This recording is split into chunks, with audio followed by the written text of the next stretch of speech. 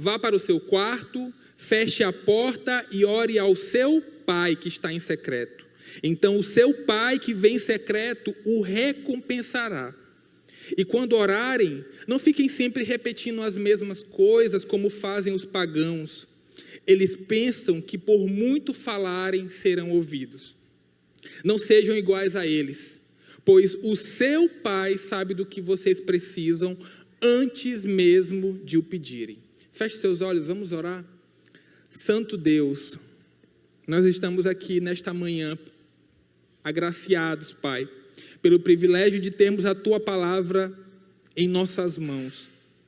Te pedimos, Senhor, que o Senhor venhas falar profundamente ao nosso coração, a ponto de sermos transformados por meio da Tua palavra. Eu abençoo os meus irmãos aqui presentes e peço, Pai, que o Senhor venhas edificá-los e transformá-los. Em nome de Jesus, amém. Mateus capítulo 6, observe algo importante. O capítulo 6 do Evangelho de Mateus, especialmente nesse comecinho, nessa primeira sessão, Jesus, ele revela um princípio fundamental na vida cristã. A motivação importa mais do que a prática. E quando nós chegamos nesse trechinho do versículo 5 ao 8, Jesus ele não está ensinando uma técnica de oração. Ele está confrontando uma espiritualidade baseada na aparência. Por quê, Marco? É muito fácil viver de aparências. É muito fácil ter uma vida ativa religiosa, participar dos cultos, frequentar uma célula, manter uma conduta exemplar e ainda assim estar distante de Deus. No capítulo seguinte, capítulo 7 de Mateus, Jesus fala de pessoas que fizeram muitas coisas em seu nome, mas ouviram dele: eu nunca os conheci. O que faltava não era atividade, era intimidade. Porque a motivação importa mais do que a prática. E ao observarmos o texto que acabamos de ler, nós podemos organizar os ensinamentos de Jesus em 3 movimentos. Do versículo 5 ao 7, nós vamos observar a oração que Jesus reprova. No versículo 6, a oração que Jesus ensina. E no último versículo, versículo 8, a oração que o Pai recebe. E a partir disso nós vamos caminhar no texto. Eu peço que você continue com sua Bíblia aberta, porque ao longo desse sermão a gente vai visitar o texto novamente. Amém? E eu começo com o primeiro ponto, a oração que Jesus reprova. Acompanhe comigo no verso 5. O texto diz assim: e quando vocês orarem, não sejam como os hipócritas. Eles gostam de ficar orando em pé nas sinagogas e nas esquinas, a fim de serem vistos pelos outros. Eu asseguro que eles já receberam a sua plena recompensa. Jesus, ele não é contra a oração em voz alta, ok? Jesus, ele não é contra a oração em pé. Ele não é contra a oração em público. Até porque na cultura judaica da época, havia horários fixos de oração. Um judeu devoto orava de manhã, de tarde e de noite. Um judeu piedoso, ele interrompia suas atividades para buscar a Deus. E a postura comum normalmente era em pé. Muitas das vezes com as mãos erguidas. Essa prática tinha como base cumprir o ensino de Deuteronômio capítulo 6, que vai enfatizar, lembra-se do Senhor ao longo do seu dia. Orar em público não era pecado, era sinal de devoção. Um judeu devoto, ele não deixava para buscar a Deus só em um dia da semana, ou só no final do dia.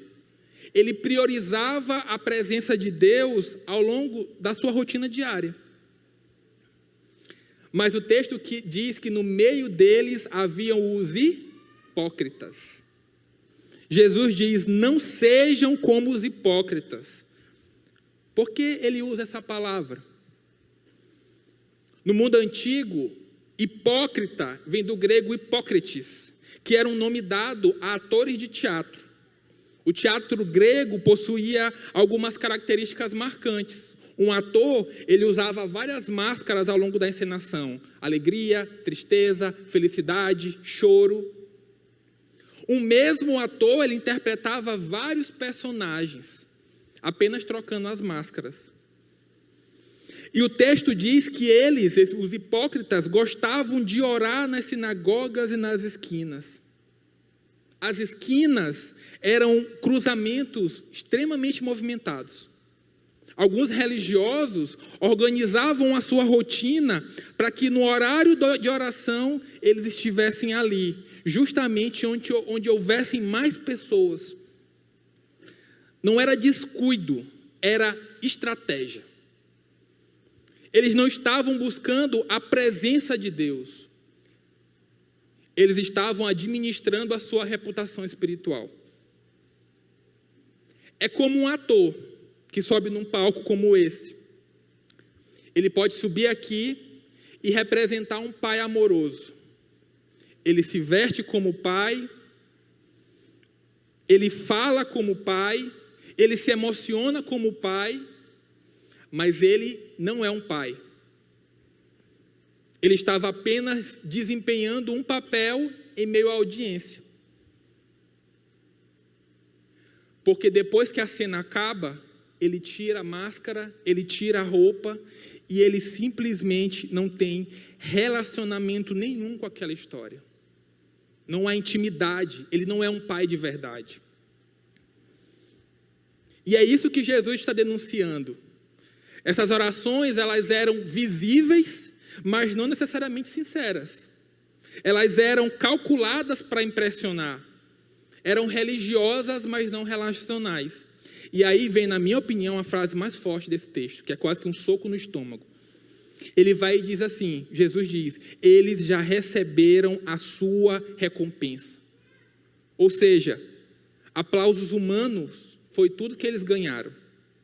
Eles buscaram a audiência de homens, receberam recompensa de homens, mas não tiveram a aprovação do Pai. E aqui eu trago algumas aplicações para a gente refletir nesse texto. Você pode impressionar uma igreja inteira e não agradar ao Pai. Antes de orar, faça uma pergunta ao seu coração, antes de orar em público: por que você está orando agora? É para conduzir pessoas à presença de Deus ou para chamar a atenção para você?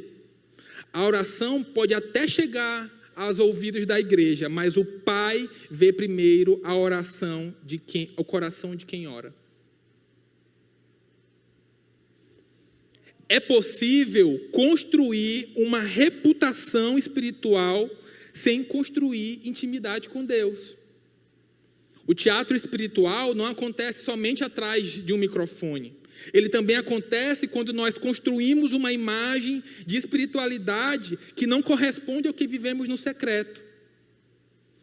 Existem pessoas que, quando estão em público, quando estão na igreja, elas choram orando, mas nunca dobram os joelhos em casa. Demonstram fé diante dos irmãos, mas vivem distante de Deus quando ninguém está olhando. E a terceira aplicação que eu trago é a oração. Ela perde o sentido quando nós substituímos relacionamento por representação. O grande problema, meus irmãos, dos hipócritas não era apenas querer ser visto. O problema é que eles substituíram o relacionamento pela representação. Eles conheciam as palavras de oração, mas não conheciam o Deus a quem orava. Sabiam impressionar pessoas, mas não cultivavam intimidade com o Pai. O hipócrita, ele conhece o roteiro da oração. Um discípulo, ele conhece o Pai da oração. E é nessa mesma orientação que Jesus usa novamente a oração para confrontar outro problema. Se no versículo 5 ele confrontou, ele denunciou a oração feita para impressionar pessoas, no versículo 7 ele trata da oração feita para impressionar, ou até a tentativa de manipular Deus. Acompanhe comigo o verso 7. O texto diz assim: e quando orarem, não fiquem sempre repetindo as mesmas coisas, como fazem os pagãos. Eles pensam que por muito falarem serão ouvidos. Mas o que é que Jesus está condenando? Ele está condenando a repetição? Não. O próprio Jesus, ele repetiu orações. Ele está condenando a perseverança? Também não. A Bíblia incentiva os filhos de Deus a perseverarem em oração. Então, Edmilson, qual é o problema aqui? Jesus está repudiando uma oração mecânica, uma oração vazia que tenta manipular a Deus por meio da repetição. É um pensamento, meu irmão, do tipo: se eu insistir o suficiente, Deus vai se cansar e fará a minha vontade. Essa era a lógica pagã. Eles acreditavam que quanto mais palavras usassem, mais seria a chance de serem ouvidos. Era quase que uma fórmula espiritual. E aí Jesus vem e desconstrói totalmente essa ideia. A oração não é um mecanismo de pressão, não é uma técnica, não é um encantamento, não é mágica, não é Disney. A oração não serve para dobrar a vontade de Deus à nossa. Ela serve para alinhar a nossa vontade à do Senhor. Há 5 meses atrás, eu e Lídia, a gente recebeu um presente. Nasceu a nossa sobrinha, primeira neta da família, Lívia. E tem sido muito gostoso acompanhar o amadurecimento da Lívia e da Larissa, que é a mãe. Como todo bebê, a Lívia, ela só chora. Se ela está com fome, ela chora. Se ela está querendo dormir, ela chora. Se ela está com cólica, ela chora. Ela só chora.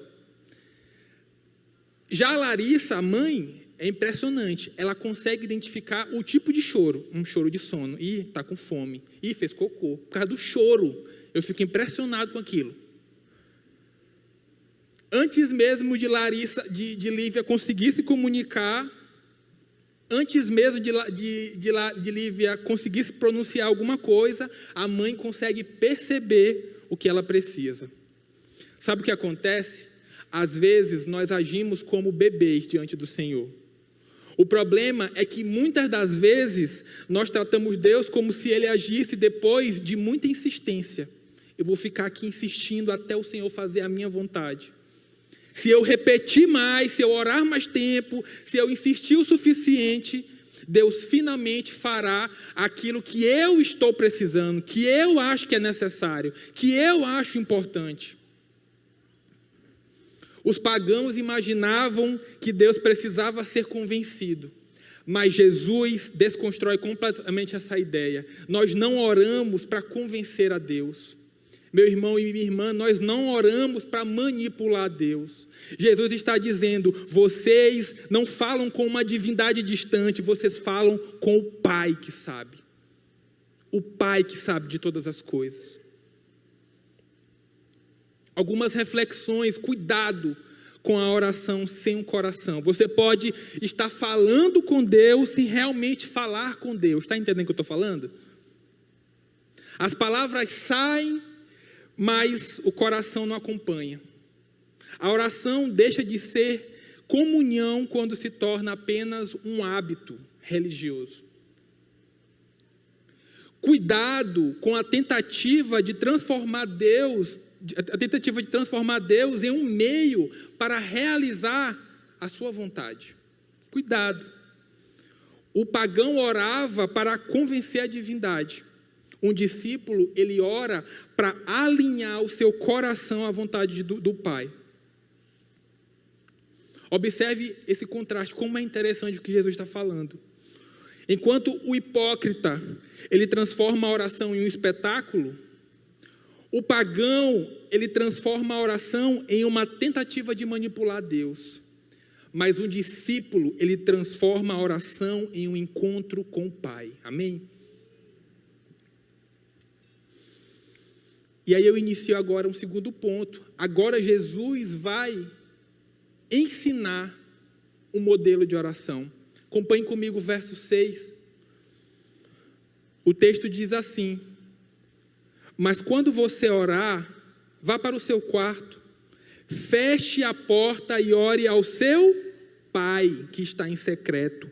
Então o seu Pai que vem em secreto o recompensará.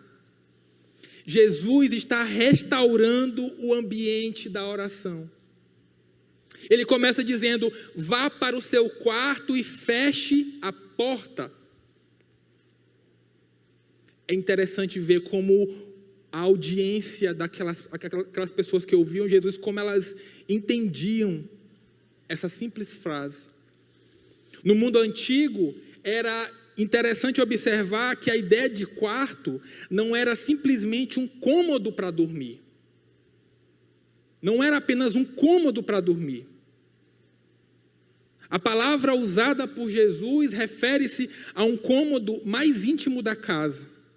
É um ambiente fechado, sem janelas, utilizado para guardar também as provisões, os objetos de valor. Tudo que era valioso estava no quarto. Era um lugar mais protegido, reservado diante do olhar das pessoas. E ao usar essa imagem, Jesus, ele não está ensinando que a oração só pode acontecer em um cômodo específico da casa. Não tem nada a ver.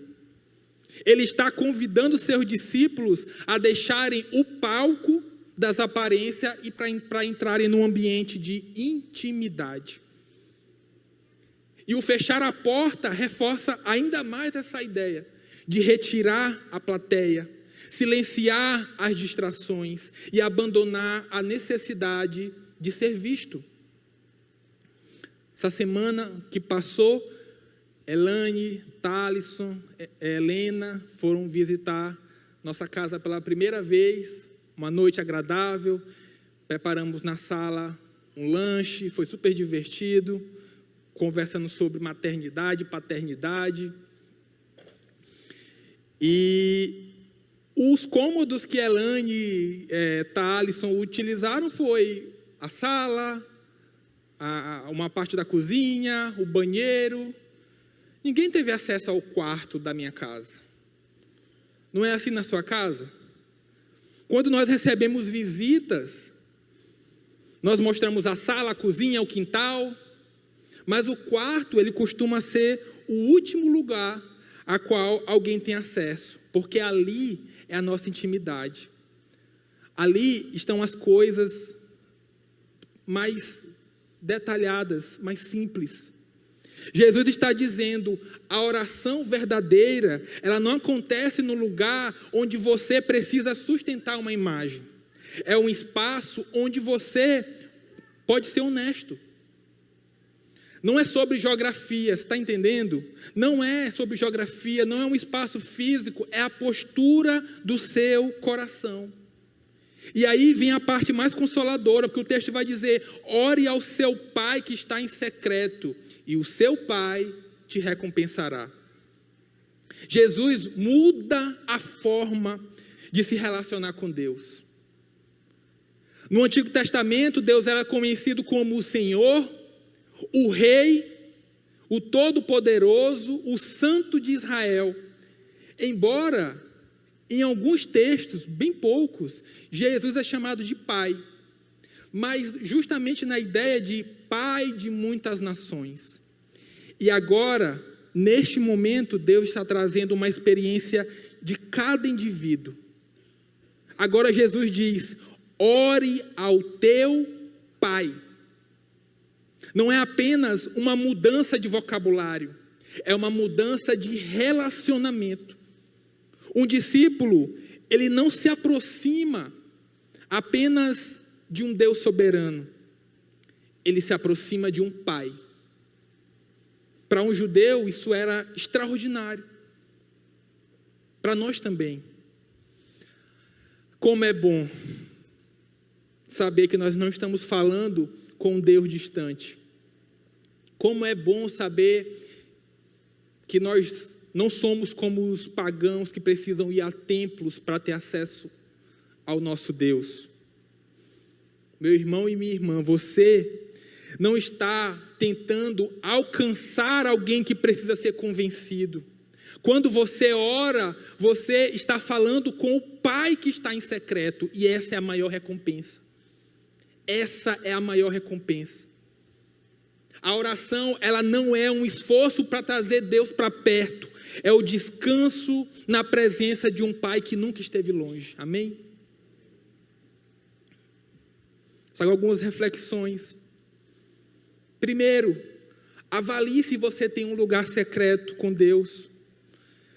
Não é necessariamente um cômodo físico, é um espaço intencional. Eu pergunto, existe um momento em que você ora sem pressa? Existe um tempo em que você fala com Deus sem estar preparando algo para os outros?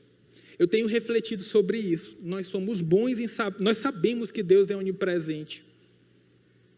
Mas às vezes nós acabamos perdendo reverência e tempo de qualidade com o Senhor.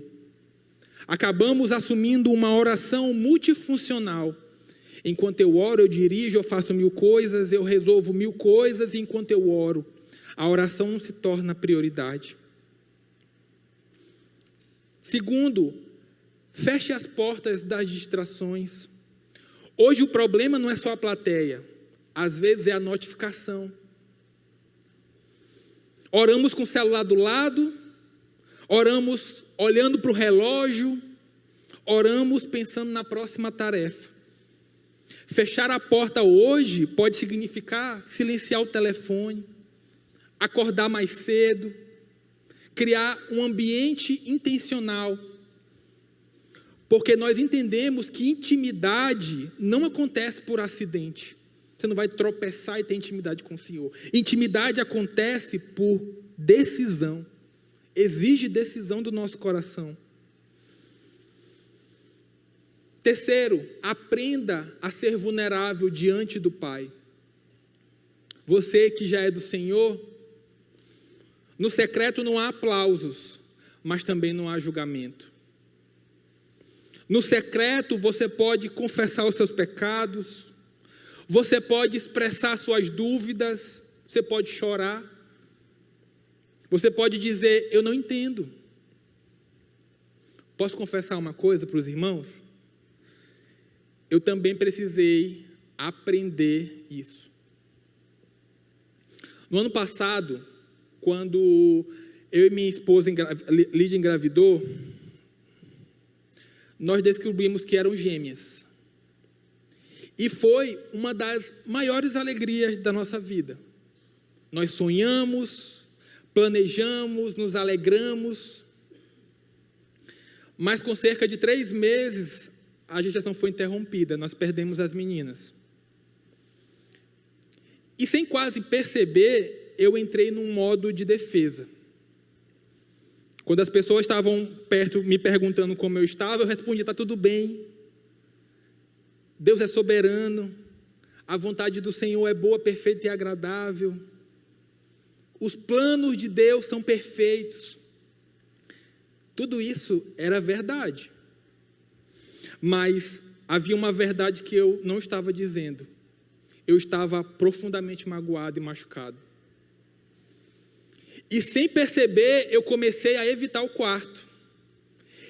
Sem perceber, eu comecei a evitar o quarto, a fechar a porta. Porque entrar no quarto significava parar de repetir respostas prontas e abrir meu coração diante do Pai. E aí, num discipulado, com Caio Manfredini, que é um dos meus discipuladores, eu coloquei isso diante da mesa, e Caio falou para mim, fale com Deus exatamente como você está.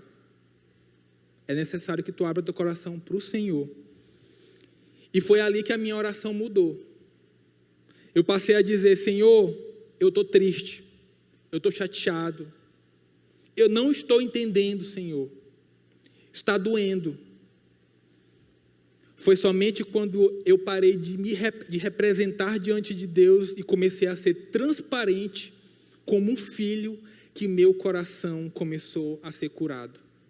As circunstâncias não mudaram, mas Deus começou a mudar o meu coração. E eu estou aqui testemunhando isso hoje. Hoje, eu só consigo olhar para trás e perceber que o Senhor estava cuidando de mim o tempo todo. Foi no quarto que eu parei de falar como um pastor, que eu achava que deveria falar. E quando eu comecei a falar como um filho, aí sim eu comecei a ser curado.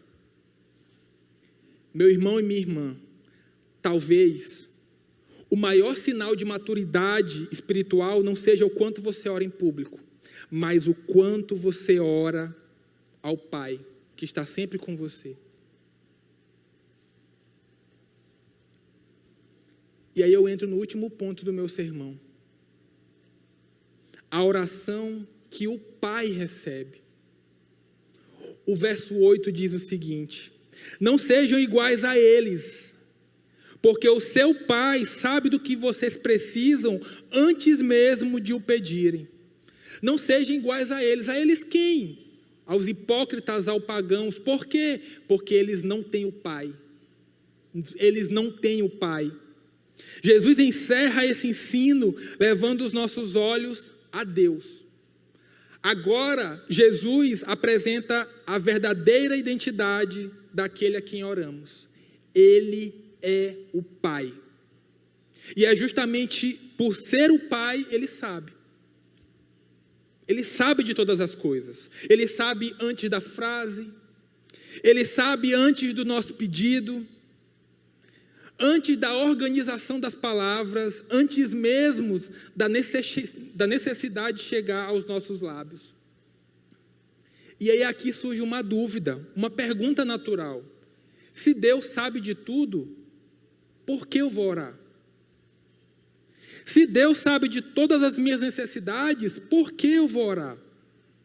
Será que a oração serve como meio de informar a Deus sobre algo? Será que Deus descobre alguma coisa quando nós oramos? Claro que não. A oração nunca existiu para informar a Deus. A oração existe para fortalecer o relacionamento de filhos com o seu Pai. Jesus usa a imagem de Deus para redefinir o verdadeiro significado de um pai. Eu não sei se você teve um pai presente ou se você teve um pai ausente, mas Jesus, ele usa a imagem do Deus Pai para redefinir o significado do que é ser pai. O Pai Celestial, ele conhece seus filhos. Ele cuida deles. O Pai Celestial sustenta.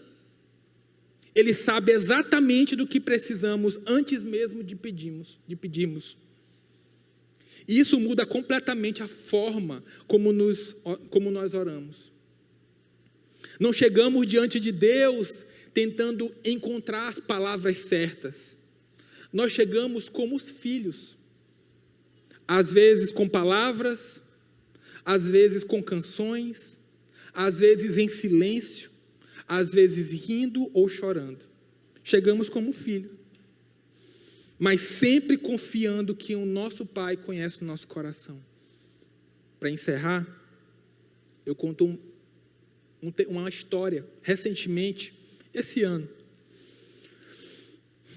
Eu lidero adolescentes, faço parte dessa rede, e eu lembro que uma noite, uma sexta-feira à noite, 10h30 da noite, eu estava quase dormindo, o telefone vibrou, eu fui ver, era um amigo, 13 anos, Edmilson, eu preciso muito falar contigo. Tu pode falar em particular? Eu já fiquei, meu Deus do céu, o que foi que aconteceu? Preciso conversar muito comigo, em particular, 10h30 da noite, eu falei, é coisa séria. Aconteceu alguma coisa. Levantei da cama, fui lá para a varanda. Ele estava angustiado, quando eu liguei, angustiado mesmo. A pergunta não era sobre escola, não era sobre, posso namorar aos 13 anos? Aquela coisa que sempre tem, né? O menino querem falar besteira. Estou brincando. Não estou brincando, não. Ai, ai. Sabe qual era a pergunta? Edmilson, para onde eu vou depois que eu morrer? 10:30 da noite, para onde eu vou depois de morrer? Mas eu entendi que era sério. Naquele momento, despertou. E ali, Netinho, eu vi a oportunidade de, mais uma vez, levar o plano da salvação. Fiquei ali conversando com ele, explicando o plano da salvação, o que foi que Deus fez, e a vinda de Cristo. E depois de ouvir isso, ele falou uma coisa que me marcou. Ele disse assim: Ed, eu quero ter mais intimidade com Deus. Eu quero aprender a orar, eu quero ouvir mais de Deus, eu quero conversar mais com Deus. E ali eu entendi que ele não precisava, o meu amigo não precisava de uma técnica, ele não precisava de uma fórmula, ele precisava aprender que ele tinha um pai. Então eu disse, algo simples, meu irmão, é simples, entra no teu quarto, fecha a tua porta e ora ao teu pai. E ali a gente ficou meditando sobre isso, porque não é sobre performance, é sobre relacionamento. Talvez hoje existam aqui pessoas como aquele adolescente, que não estão querendo impressionar, não estão querendo manipular, estão apenas com sede de intimidade com o Pai.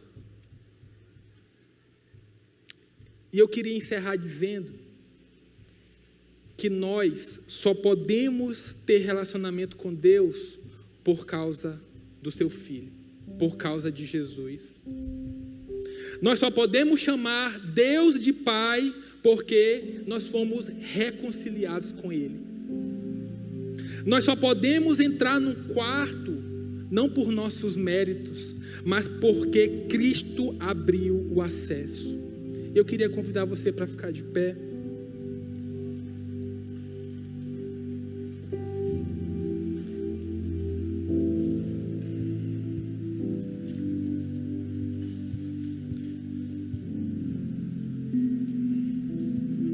Talvez você saiu de casa hoje sem tempo de conversar com o seu pai. Mas eu estou aqui para dizer que você pode agora entrar no teu quarto, fechar a tua porta e falar com o teu pai que está em secreto. E o teu pai que ouve a tua oração, ele te recompensará. E nunca esqueça que a maior recompensa é você saber que quando você entra no quarto, o Pai já está lá. Ele nunca deixou de estar. Ele sempre estará à sua disposição.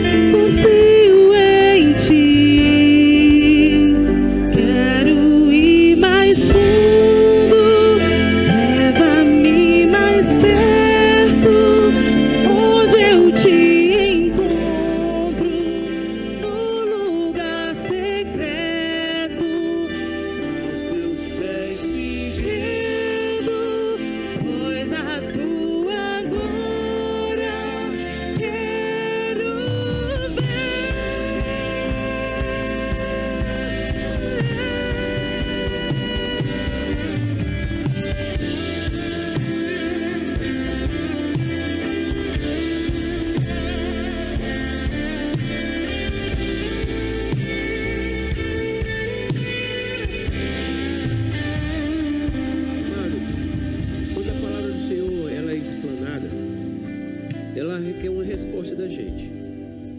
Toda vez que a palavra do Senhor ela é explanada, ela requer isso de nós, uma resposta. Quando Deus fala conosco, uma intimidade, é resposta.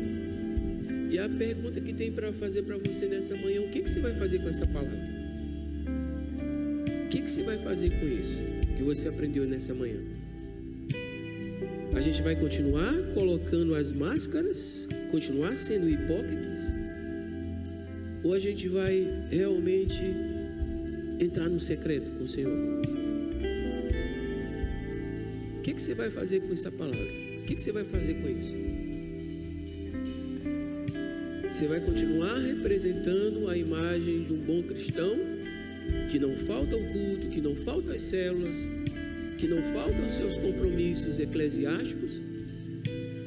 Ou você vai entrar no secreto onde ninguém te vê, naquele lugar onde ninguém te vê, mas Ele vê?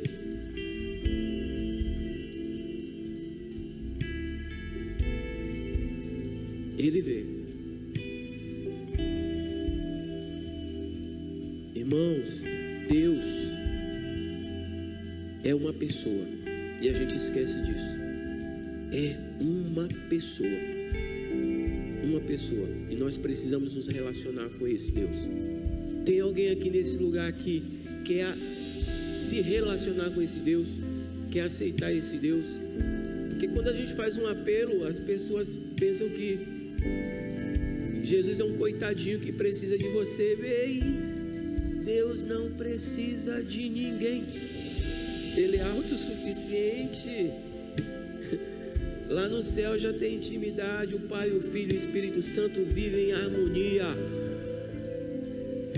Aí Deus abre esse privilégio, cria alguém, um ser, a sua imagem e semelhança, para ter intimidade com você. E aí o que você vai fazer?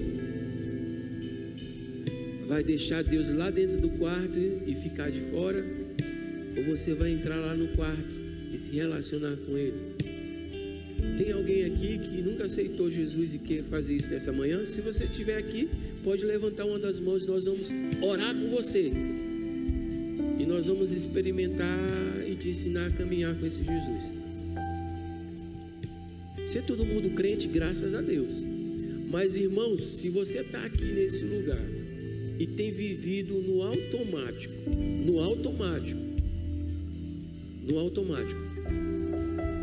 e está disposto nessa manhã, depois dessa palavra tão abençoada, a dar um passo mais à frente, ter uma vida de intimidade, e você está aí no teu lugar aí, poxa, Deus falou comigo, e está com vergonha de vir aqui na frente, quebra isso agora para a gente orar juntos aqui, para trazer intimidade. Se eu quero intimidade, não é oração de hipócrita não, irmão, oração de intimidade. Se você quiser fazer isso, dê um passo de fé, e eu não vou orar por você não, você vai orar.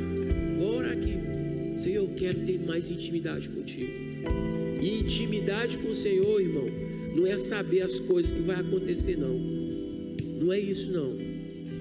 As pessoas pensam que ter intimidade com o Senhor é prescrutar os corações das pessoas. Não, intimidade com o Senhor é saber que você tem alguém que te ama, que você não consegue viver um dia sem a presença dele. Um dia sem a presença dele. E aí, você não vai vir não? Pô, eu vou descer, porque eu quero. Entendeu? Eu vou descer. Eu vou descer porque eu quero. A gente vai orar aqui. Quem quiser vir orar com a gente, pode vir.